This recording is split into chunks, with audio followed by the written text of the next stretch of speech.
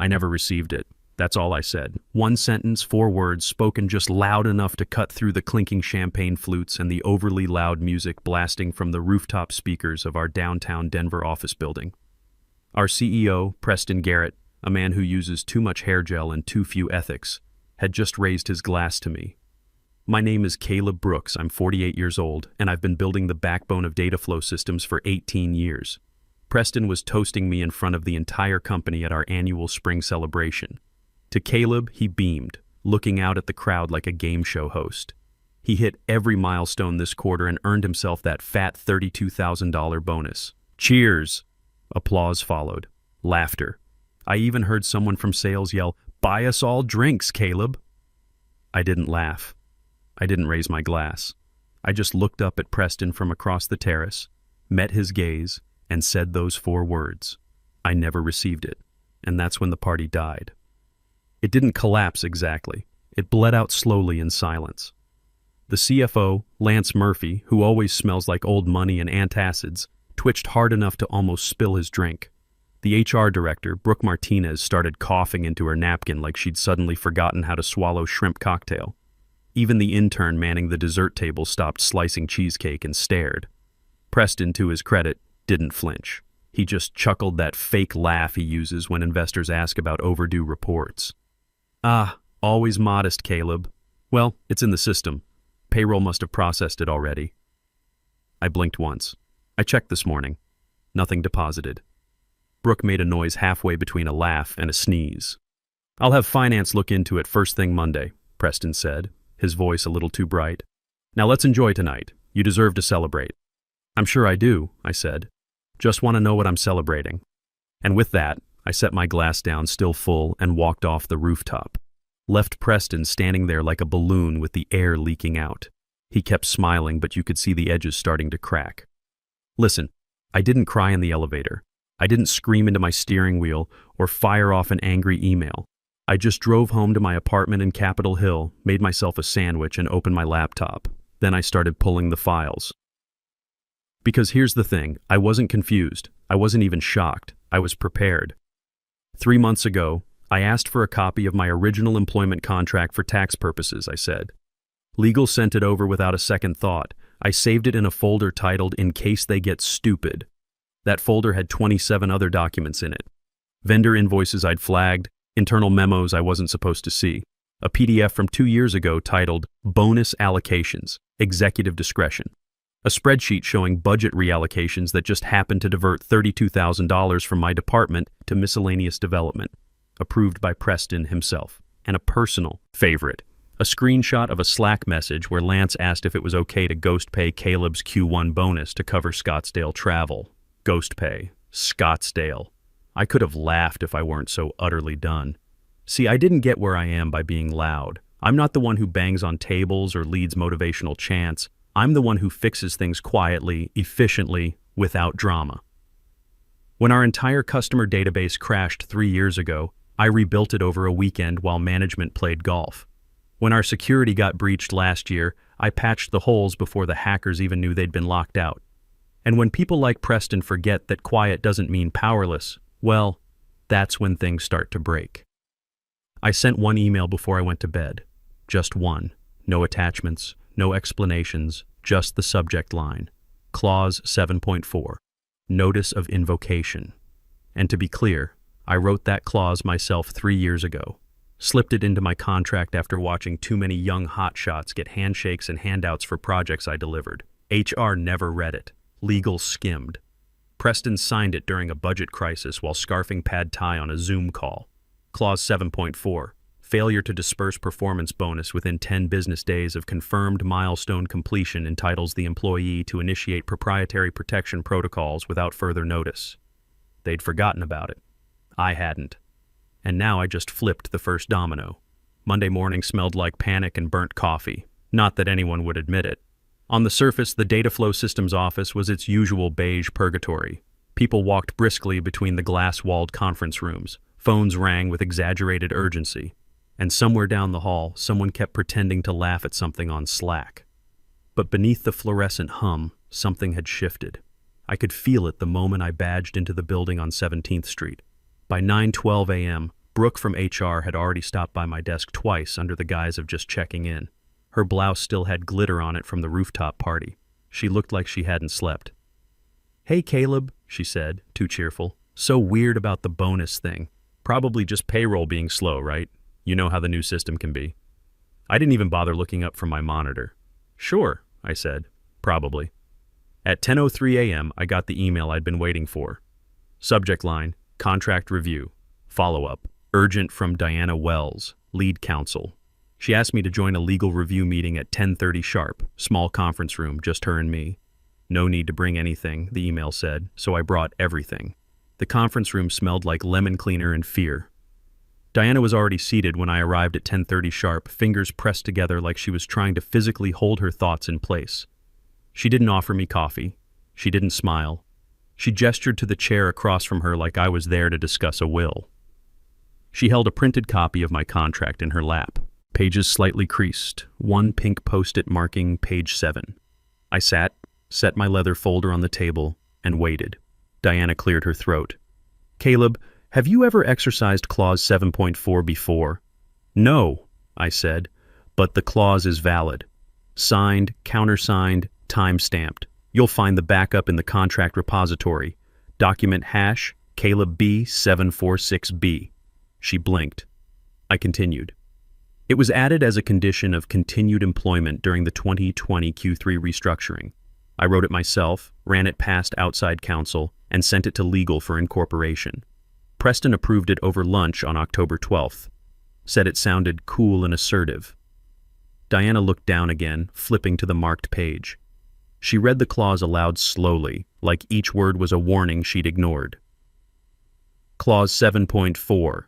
Failure to disperse performance bonus within 10 business days of confirmed milestone completion entitles the employee to initiate proprietary protection protocols without further notice. Her voice thinned as she got to the end. She looked up at me, pale.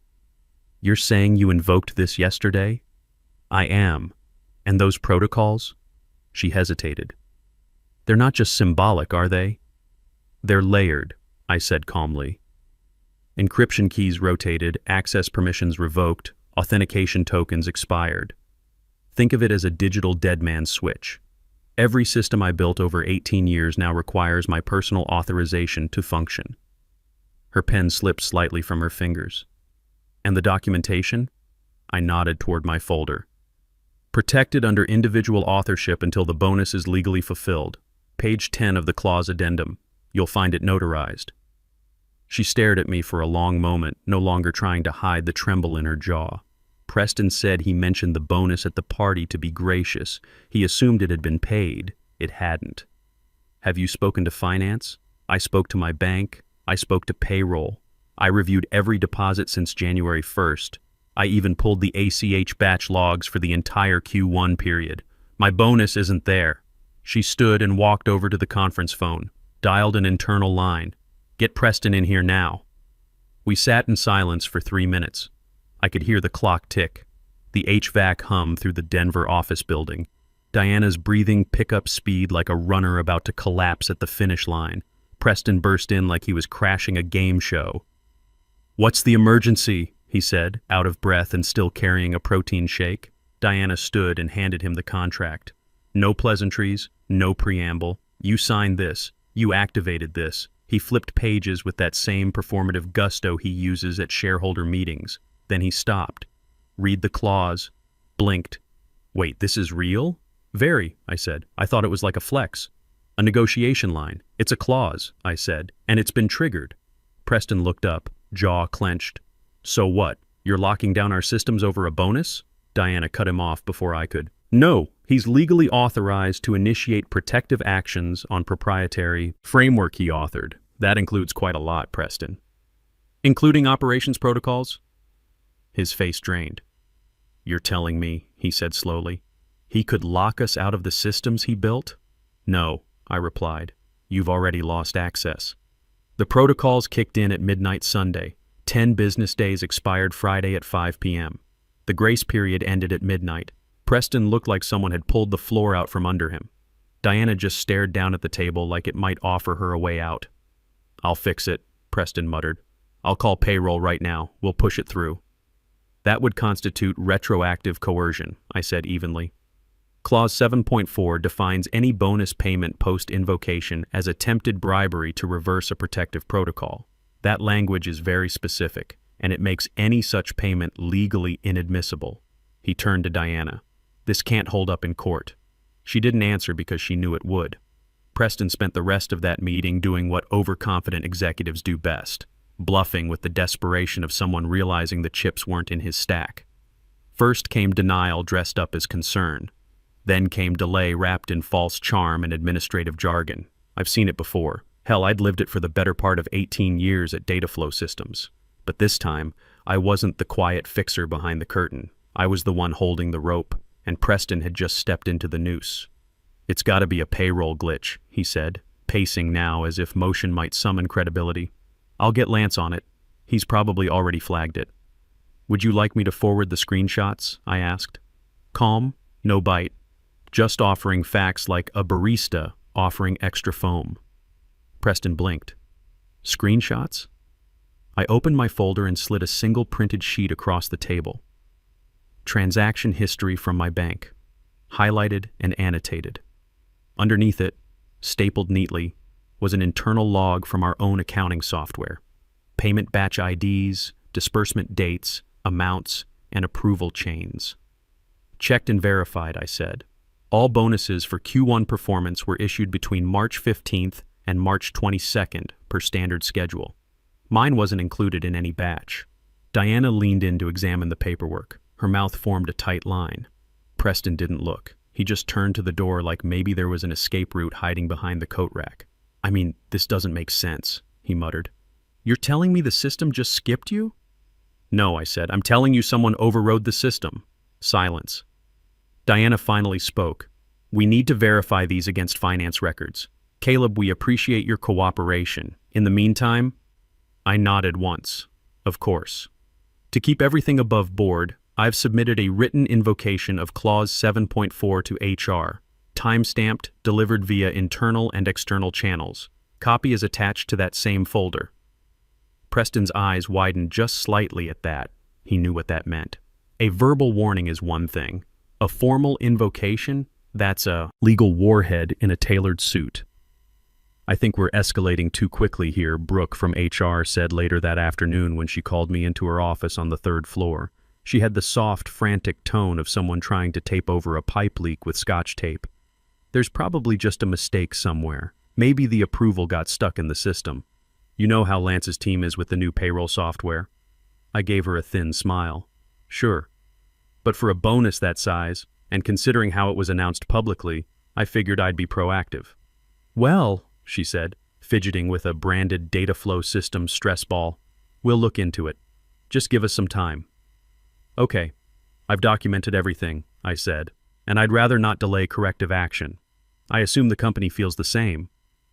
She didn't answer, just nodded and gestured vaguely at her screen like she had some form to fill out, as if pretending to work on it would buy time. But here's the part they didn't understand.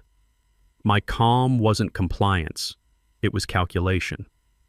Because while legal stalled, HR bluffed, and Preston paced around like a ferret in a windstorm, I was already 10 steps ahead.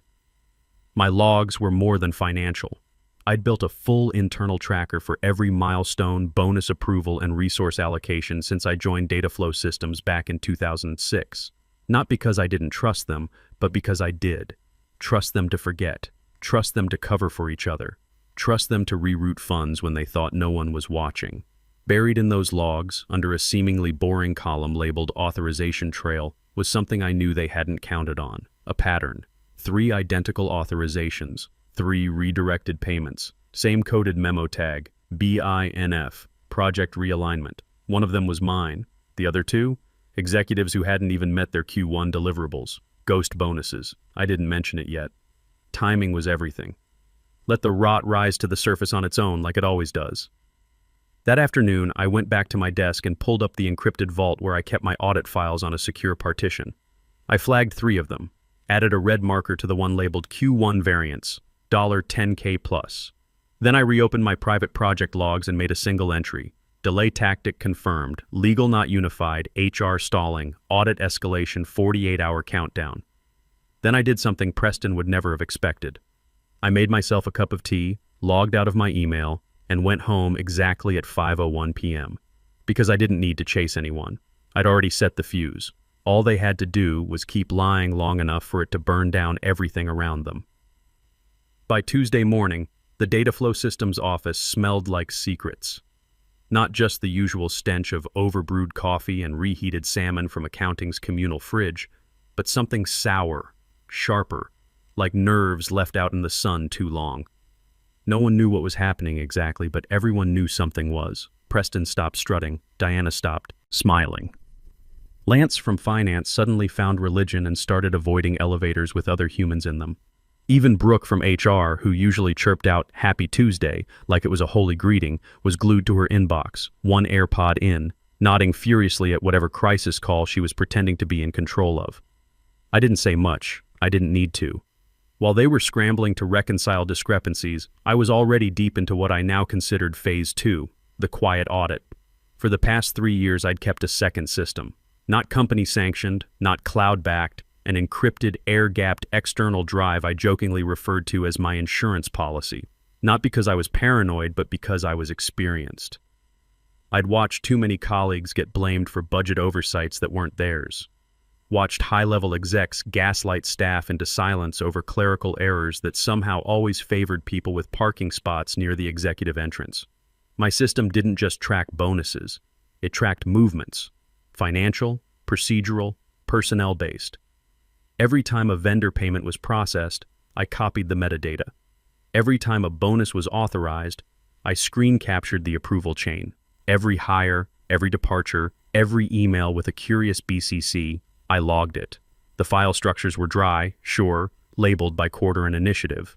But once you opened them, it was like staring into the plumbing of a very corrupt building. And now, combing through Q1 logs in my Capitol Hill apartment Tuesday evening, I saw exactly what I feared.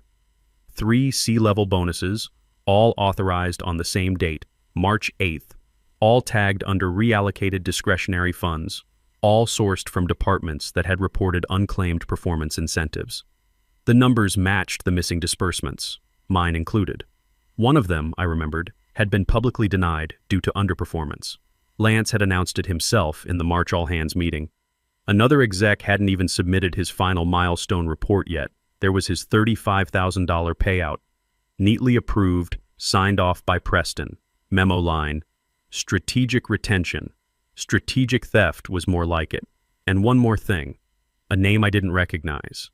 A payout tagged retention bonus to a consultant named Hunter Phillips. No employee ID, no tax documentation, no performance log. Just a wire transfer for $38,000 to an out-of-state account and a note buried in the finance system under contractor services. Confidential. I checked our contractor directory. No Phillips. I checked payroll. Nothing. Then I checked our new hire and separation logs. That's when my stomach clenched. Lance had a template for onboarding ghost employees, one used when building dummy access credentials for product testing.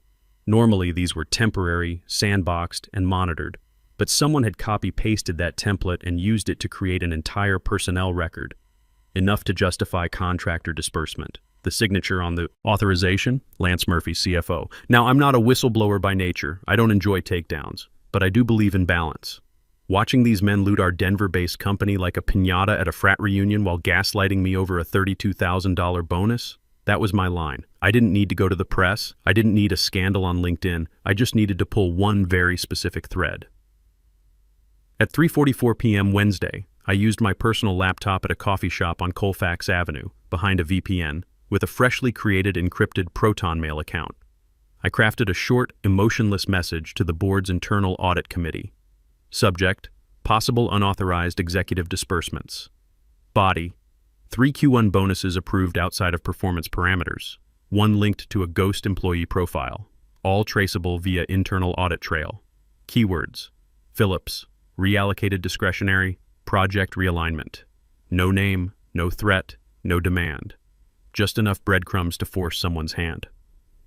By the time I got back to the data flow systems office, I could feel it like weather rolling in behind drywall.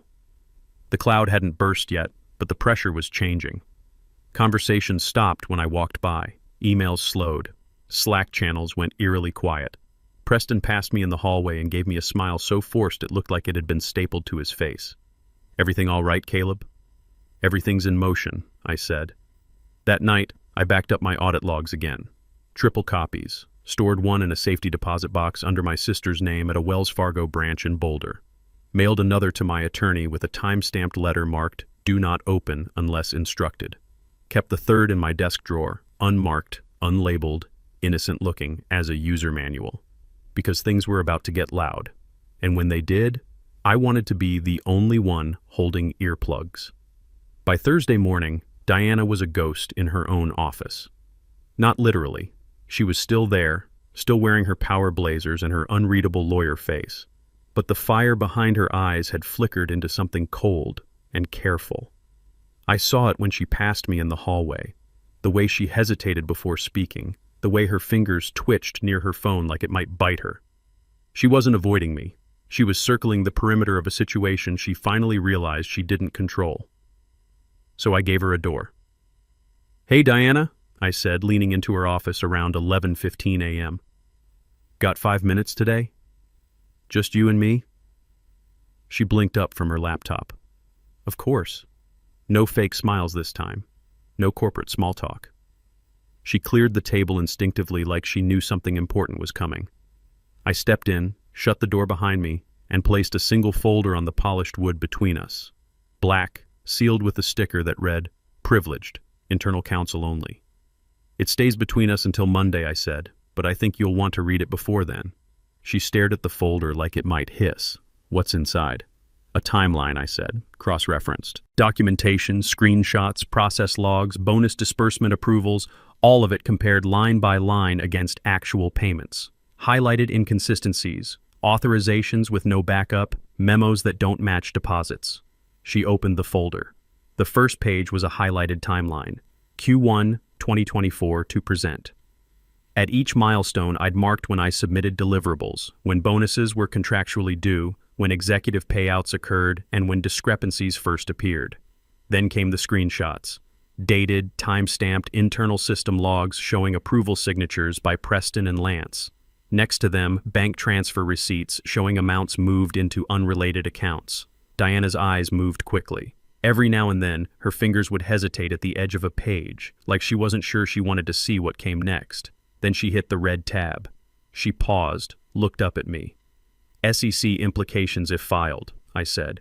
"There are at least 2 instances of unreported executive compensation rerouted through non-payroll disbursements. That's a compliance problem, especially if those funds came from designated employee bonus pools." I pointed to a highlighted section. "This ledger shows they did." She leaned back in her chair, hands folded but not tightly. Her poker face was cracking just a little. "What are you asking me, Caleb?" "I'm giving you the chance to decide what kind of lawyer you want to be when this goes public," I said. "One who tried to clean up the mess before the guests noticed, or one who helped them make it worse." She looked back at the folder. The weight of it sat between us like a loaded weapon. It wasn't thick, only about 20 pages, but it was dense with consequences. "What happens if I give this to the board?" she asked. "You protect the company," I said. "You lose Preston, maybe Lance, but you don't lose everything. And if I don't? I've already mailed a copy to Wesley Barnes on the Oversight Committee. He doesn't know what he's holding yet. I told him to wait for a signal. You can choose to make that signal a controlled call or a fire alarm." She exhaled through her nose, closed the folder, kept it beside her instead of handing it back. Friday morning arrived like a funeral no one wanted to attend. Preston's kingdom smelled of over-polished desperation and people pretending they weren't waiting for the other shoe to drop. By 8:30 a.m., I received a calendar invite that made me smile. Emergency Board Review, Executive Session, Conference Room A, 10 o'clock a.m. Attendees, board members, legal counsel, external auditor Noah Lynn, and me. Preston wasn't on the list. The meeting lasted 47 minutes. I presented my terms calmly, professionally, like the seasoned engineer I am. Full restitution, $32,000 bonus, plus $48,000 in penalties per clause 7.4, tripled for willful breach. Licensing fees for 18 years of proprietary work. $250,000, payable before system unlock. Termination of Preston Garrett and Lance Murphy with cause. External HR audit of all. Bonus payments for the past 3 years. Wesley Barnes, my old mentor, asked the final question. Are you planning to stay with Dataflow Systems? I met his eyes. No. But I'll ensure a clean transition of all systems and documentation. Once my terms are met. They voted unanimously. Preston was terminated that afternoon. Lance resigned before they could fire him. Brooke from HR quietly submitted her 2 weeks' notice. By 5 p.m. Friday, I had a wire transfer confirmation for $330,000 in my personal account. By 6 p.m., I'd unlocked every system I'd built and provided full documentation for my replacement. Monday morning, I cleaned out my desk in the Denver office where I'd spent 18 years building something that mattered. As I walked to the elevator with my cardboard box, several colleagues nodded respectfully. They knew. Word travels fast in tech circles. Preston tried to corner me one last time in the parking garage, but security escorted him off the property before he got close. I drove home to my Capitol Hill apartment, opened a beer, and started browsing remote job postings. Because sometimes the best revenge isn't destroying them. Sometimes it's showing them exactly how much they needed you, and then walking away on your own terms. The IPO got delayed indefinitely. I heard they're still trying to rebuild what I built. Good luck with that.